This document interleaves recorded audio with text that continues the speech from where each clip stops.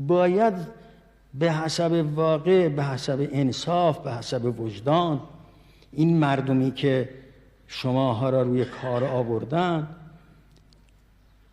این مردم کوچه و محله و عرض میکنم زاغه هایی که شماها را روی مسند نشوندند، ملاحظه اونها را بکنید و این جمهوری را تضعیفش نکنید.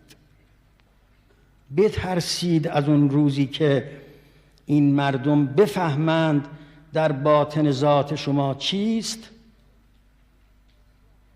و یک انفجار حاصل بشه. از اون روز بترسید که ممکن است یکی از ایام الله خدای نخواسته باز پیدا بشد و اون روز دیگه قضیه این نیست که برگردیم به 22 بهمن. قضیه این است که فاتحه همه ما را میخونه.